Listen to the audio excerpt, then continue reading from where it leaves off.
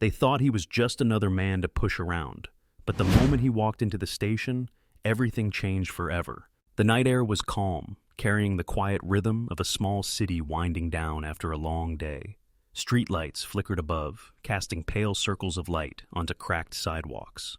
A black man named Marcus walked slowly, carrying 2 grocery bags, bread in one, fresh vegetables, and milk in the other. He had worked late, and this simple walk home was supposed to be the most peaceful part of his evening. Marcus wasn't thinking about anything except getting home to his family, maybe cooking a late-night meal, and then finally resting. But peace has a way of being interrupted when people in power choose to misuse it. As Marcus rounded the corner onto his block, the sharp squeal of tires broke the silence. A police cruiser rolled up beside him, headlights blazing into his eyes. The sudden brightness forced him to squint, and for a moment he froze, not sure why the officers had stopped. He wasn't breaking any laws, wasn't even moving suspiciously. He was just walking. But the look on the officers' faces told him this stop wasn't about what he had done. It was about who he was. "Hey, you! Stop right there!" one of the officers barked as he swung the car door open. The other followed quickly, slamming his door shut with unnecessary force. Both men approached Marcus with sharp, aggressive strides, the kind of walk that didn't ask questions, but demanded control. Marcus felt his chest tighten, but he didn't move. His father had once told him, "Stay calm, stay polite, no matter how they treat you. Don't give them an excuse." Those words echoed in his head as the officers closed the distance. "What are you doing out here this late?" the taller officer demanded, his voice laced with suspicion. His partner circled slightly behind Marcus, as though surrounding him were necessary for a man carrying groceries. Marcus answered simply, "Just walking home from the store." His voice was steady, calm, almost too calm, but that calmness was his shield. He shifted the grocery bags in his hands, trying not to let the weight dig into his fingers. The shorter officer smirked. "Walking home at this hour? You expect us to believe that?" He leaned in, eyeing Marcus up and down as though scanning for invisible evidence of wrongdoing. "Looks to me like you're casing houses, maybe up to something." Marcus swallowed hard. He knew the game. They wanted to provoke fear, to catch a crack in his composure, but he refused to give them that satisfaction. "I live right around the corner," he explained. "You can check my ID if you want." "Don't tell us how to do our job," the tall officer snapped. He gestured at Marcus's pocket. "Slowly, take it out." With deliberate movements, Marcus shifted the grocery bag onto one arm and reached for his wallet. He pulled out his ID, handing it over. His heart pounded, not because he was guilty of anything, but because he knew too many stories where a simple motion had ended in tragedy. The officer snatched the ID and looked it over, his eyes narrowing as though he was determined to find something wrong. Meanwhile, the shorter officer started asking questions, rapid fire, designed to confuse. "Where exactly do you live? Who's at your house right now? Why did you choose this street instead of the main road? Why are you carrying so little food if you're really shopping for your family?" Each question was more ridiculous than the last, but the tone made them feel like accusations. Marcus answered each one patiently. "I live on Oak Street. My wife and daughter are at home. I walk this way because it's faster. I only picked up a few things tonight because that's all we needed." His words were calm, but inside frustration grew. Why should a man have to justify groceries? Why did a simple walk feel like a courtroom cross-examination? The taller officer handed the ID back with a flick of his wrist. "This doesn't mean anything. People lie all the time." He stepped closer, lowering his voice into a threat. "You think you can just walk around here like you own the place? Not when we're on duty."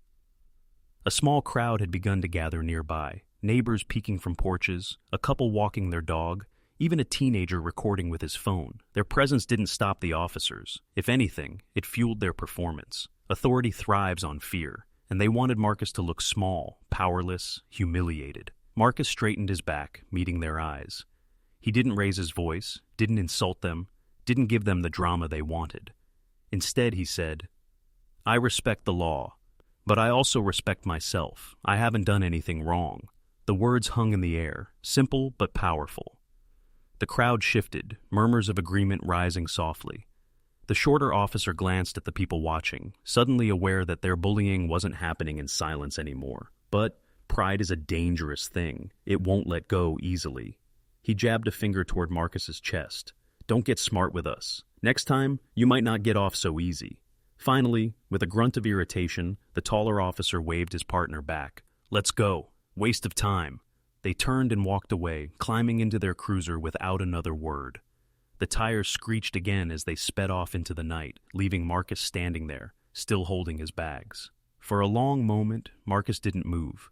His hands trembled slightly, not from fear, but from holding in the storm of anger. He glanced at the people watching. Some nodded at him with silent respect. Others simply turned away. The teenager with the phone tucked it back into his pocket, knowing he had caught something important. Marcus took a slow breath, lifted his chin, and started walking again. His dignity was intact, though the sting of humiliation burned deep. He knew the night had left a mark, but he also knew the story was not over. Marcus had hoped the humiliation from the night before would be the end of it. He had carried his groceries home, put them away, hugged his wife, and tried to forget the way those officers had looked at him, like he was less than human. But sometimes trouble doesn't fade away. Sometimes it follows you. The very next evening, when Marcus walked the same path home, the same police cruiser appeared again, its engine growling low like a predator circling prey. This time, the officers didn't even wait for a reason. The cruiser screeched to a stop, and both men jumped out with an energy that was sharper, angrier. "Well, well, look who it is," the taller officer sneered, his voice thick with sarcasm. "Mr. Innocent Shopper, out here again, huh? You must really like running into us." Marcus tightened his grip on his bag. He wasn't carrying much tonight, just a carton of eggs and some fruit, but suddenly even those felt heavy. He forced himself to breathe steadily. "I'm just heading home," he replied, his tone measured and calm. He wanted to defuse the situation before it spiraled. But the shorter officer wasn't interested in calm. He stepped directly into Marcus's path, blocking the sidewalk. "Heading home?" he repeated mockingly. "That's what you said last night, too. Maybe you think you're clever, slipping around after dark." He leaned close, his breath hot and taunting. "What are you really doing out here?" Marcus took a small step back, careful not to make it look like fear. "I've told you already. I work late. I pick up groceries on the way home. That's all." The tall officer circled behind Marcus, cutting off any chance of escape. "You always got an answer, don't you?" he muttered. "Always so polite, so calm, almost like you're rehearsed. Maybe that means you've been through this before." His voice dripped with accusation, though he had no proof, because there was none to find. Then came the order Marcus dreaded. Hands against the wall. His chest tightened. He glanced at the officers, then at the street. A couple of neighbors stood at a distance, frozen in uneasy silence. Marcus could feel their eyes, their hesitation. Nobody wanted to interfere. He set his grocery bag carefully on the ground, the eggs rattling softly, and placed his palms against the cold brick wall of a corner store. The rough surface scratched his skin, but he stayed steady.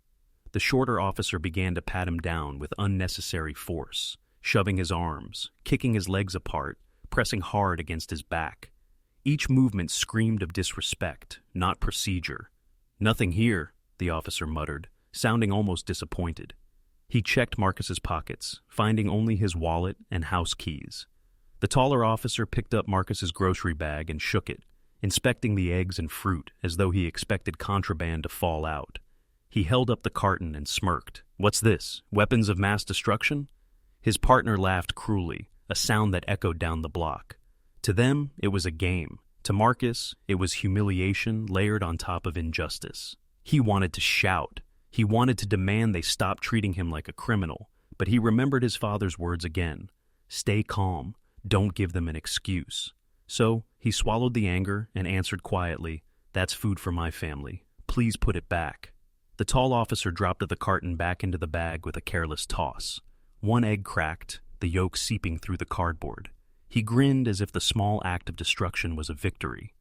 "Oops," he said flatly. "Guess you'll have to go shopping again tomorrow." The shorter officer finished his search and stepped back. "Clean. Nothing on him," he admitted reluctantly. Marcus lowered his hands slowly from the wall, brushing the brick dust from his pal. "Miss." He turned to face them, his expression calm but his eyes sharp. "Are we done here?" he asked. That question seemed to sting more than anything. The tall officer stepped forward again, jabbing a finger into Marcus's chest. "Don't get smart. We're watching you. One slip, one wrong move, and you'll regret it." His words were sharp as knives, cutting deeper than the humiliation already had. By now, more people had gathered, A mother clutching her child's wand, a man leaning on his porch railing, a group of teenagers whispering among themselves.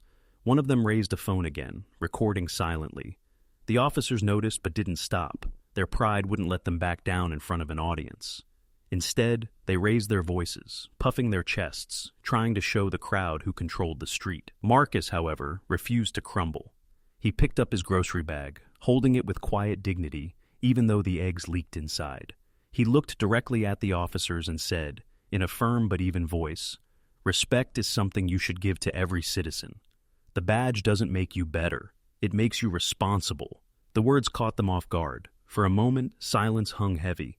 Then the taller officer forced a laugh, a hollow sound meant to cover his discomfort.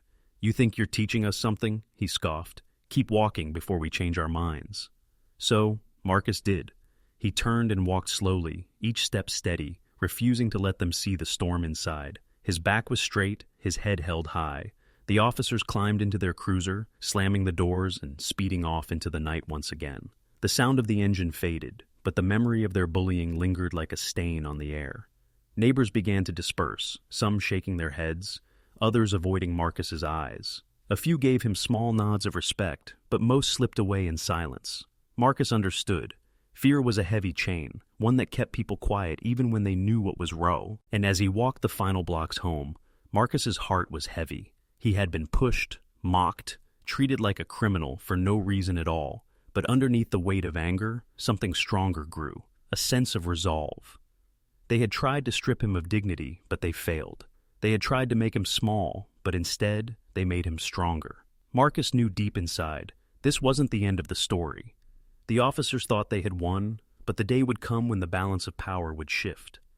And when it did, they would remember the man they tried to break, the man who refused to bow. The night after the second confrontation, Marcus sat quietly at his kitchen table, staring at the cracked egg carton on the counter. The yolk had dried into the cardboard, leaving behind a faint yellow stain. His wife had asked what happened, but Marcus only gave her half the story. He didn't want to scare her or make her feel unsafe in their own neighborhood. Yet deep down, he knew she could sense the truth. The weight in his shoulders, the tightness in his jaw, the silence that stretched too long. It told her everything she needed to know. Sleep didn't come easily that night. When Marcus finally closed his eyes, the voices of the officers echoed in his head. "Hands against the wall. One slip and you'll regret it." The words rang over and over, not because he feared them, but because of the injustice behind them. He knew his rights, knew his worth, but being treated like nothing wore on him. Still, when morning came, Marcus got up, shaved, put on his work clothes, and carried himself with the same calm dignity he always had. He refused to let their bullying change who he was. At the office, his colleagues noticed something different in him. Marcus was known for being approachable, always the one to offer advice or help with a problem. But that day, his silence was heavier. He moved through meetings and paperwork with a focus that was sharper than usual, his eyes distant.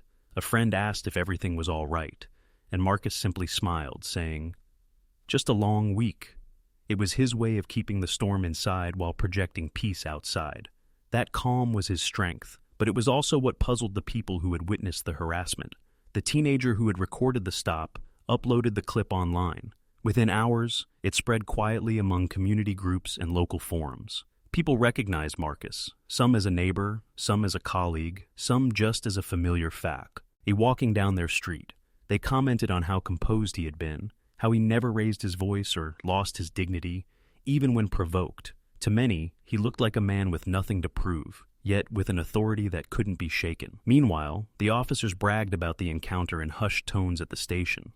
They mocked Marcus's calmness, twisting it into weakness. "He just stood there like a scared rabbit," one said. "Didn't even fight back. Easy." They mistook restraint for fear, not realizing it was actually discipline, the kind of self-control that comes from inner strength. Back at home, Marcus sat with his daughter, helping her with homework. She was too young to understand the complexity of what he faced, but children notice more than adults expect. She looked up at him and asked, "Daddy, why do you always stay so calm when people are mean?" The question pierced him deeper than the officer's words ever could. He paused, then answered softly, "Because anger makes us small, but calm makes us strong." His daughter nodded, absorbing his wisdom in a way only children can. That night, Marcus walked again. He could have driven, could have avoided the streets where the officers might appear, but that wasn't who he was. Fear would not dictate his life. Each step he took was deliberate, his shoulders squared, his gaze steady. Neighbors saw him and felt a quiet reassurance. He wasn't yelling, he wasn't protesting, he was simply existing with dignity, and somehow that presence spoke louder than any confrontation could. The officers spotted him again, of course. They slowed their cruiser as they passed, smirking through the window, expecting Marcus to look away or shrink back. But he didn't. He kept walking, his head high, his pace steady. He didn't give them a word, didn't give them a reaction. His silence was louder than their taunts, and for the first time, they felt the sting of being ignored. That was the unexpected calm, the ability to remain unshaken when others tried to shake him. It unsettled them because it stripped their power. Bullying only works when the victim reacts, and Marcus refused to give them that satisfaction. The crowd that had begun to notice him saw not weakness, but quiet defiance. They saw a man who refused to be broken. Whispers spread. At the barbershop, people talked about the video. At church, members shared the story of the man who had stood tall against intimidation. At the local store, clerks mentioned how Marcus always carried himself with grace. Even when treated unfairly, the community began to see him not just as Marcus the neighbor, but as Marcus the example. For Marcus, this shift was invisible. He wasn't trying to be a symbol. He was simply living by the values he believed in. But symbols aren't chosen. They are created by the eyes that watch them. His calmness, his refusal to bend, became a mirror for others to see what was possible. The officers, however, grew more frustrated. They had expected him to break, to lash out, to give them an excuse to tighten their grip. Instead, he walked past them with the poise of someone who knew something they didn't. Their mockery turned into irritation into unease. They didn't understand why he wasn't afraid, and that lack of understanding gnawed at their pride. In the quiet of his home, Marcus reflected on it all. He knew the situation wasn't over. Men like that didn't back down easily, but he so knew he couldn't change who he was. His strength came from restraint, his power from patience. So, he sat once more at his kitchen table, looking at the cracked egg carton he had left there on purpose. It reminded him that even when something breaks, it doesn't define the whole. A single crack doesn't ruin the man who carries it. The calm that carried Marcus through those nights was unexpected to the officers, but to him, it was the only way forward. He knew storms would come, but storms pass. And when they did, the truth always rose to the surface. Marcus was waiting, not with anger, not with fear, but with the steady patience of a man who knew his time would come. Morning sunlight poured through the blinds of the police station, casting striped shadows across the floor. The air inside buzzed with routine. Phones ringing, paperwork shuffling, officers laughing between calls. In one corner, the two men who had harassed Marcus twice before sat comfortably, sipping coffee and boasting about the night's events. To them, Marcus was nothing more than an easy target, another name they would never bother to remember. "Did you see his face?" the shorter officer said, grinning. "Man was scared stiff. Didn't even blink when I shoved him against the wall. Guy probably won't walk down that block again for a year." The taller one chuckled. "Calm as a church mouse. That's how you know we broke him. He had nothing left. They're all the same. Act tough, but once you lean on them, they fold." Their laughter carried through the room, but it came to a sudden halt when the sound of footsteps echoed from the hallway. Heavy, confident steps, not rushed, not hesitant, but deliberate, like each one carried purpose. The room quieted without anyone being told to hush. A door opened, and in walked the man they thought they had humiliated, Marcus. But he wasn't carrying groceries this time. He wasn't in plain clothes, wasn't a weary neighbor walking home. He was in full uniform, pressed, decorated, shining with authority. A badge gleamed on his chest, stars on his collar, ribbons neatly aligned on his chest. Every piece of fabric carried weight, every step carried rank. The calm dignity the officers had mistaken for weakness was now framed in the unmistakable armor of command. For a moment, silence swallowed the room. Pens stopped scratching paper. Conversations froze. The two officers blinked, their smirks collapsing into confusion, then horror. Marcus scanned the room slowly, not rushing, letting the weight of recognition sink in. He saw every face, every expression, shock, respect, guilt, fear. Finally, his gaze landed on the two men in the corner, their bodies stiffened, their confidence crumbling. "Gentlemen," Marcus said, his voice calm yet commanding, "I believe introductions are overdue." The room stirred. Everyone knew what was happening now. This wasn't just a new officer walking in. This was a superior, a man who outranked nearly everyone in the building. "I am Lieutenant Marcus Hayes," he continued, his tone even, each word steady as a drumbeat. "As of today, I will be overseeing operations in this division, which means, effective immediately, the culture here changes." The words struck like thunder. Some officers straightened in their chairs. Others shifted uncomfortably. But the two men who had mocked him only hours before could barely move at all. Their eyes darted toward each other, searching for a way out. But none existed. Marcus's gaze stayed locked on them. "Some of you may believe the badge gives you the right to intimidate, to abuse, to humiliate those you swore to protect. But let me be clear. Your authority is not a weapon. It is a responsibility." He paused, letting the silence fill the room, forcing every word to sink in. The two officers' faces flushed red, sweat dotted their foreheads. "I know what happens on those streets," Marcus said. "I know what happens when patrols think no one is watching. And I know the damage it does, not just to the people you target, but to the trust between this department and the community." His tone sharpened slightly, no louder, but heavier.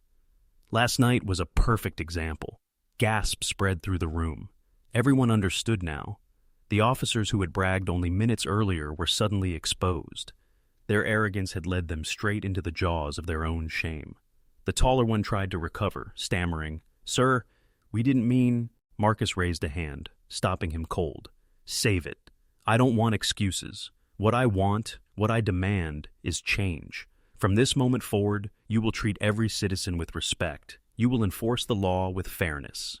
And you will carry yourselves as officers worthy of the badge you wear. If you can't do that, hand in your gear today." The room was silent, except for the faint hum of fluorescent lights. Marcus stood tall, his presence filling every corner, his authority undeniable. He wasn't shouting. He didn't need to. His calmness, the same calmness they had mistaken for weakness on the street, was now revealed as the truest form of strength. He turned his eyes once more to the two men. "You thought dignity was weakness. You thought silence was fear. You were wrong, and from now on, you'll answer to me." The taller officer lowered his head. The shorter one clenched his fists, but he didn't speak. They both knew the truth. The man they had bullied, mocked, and tried to break was the man who now had the power to end their careers. Marcus didn't linger on them. He turned back to the room as a whole. "The community is watching us. They deserve better than fear. They deserve honor.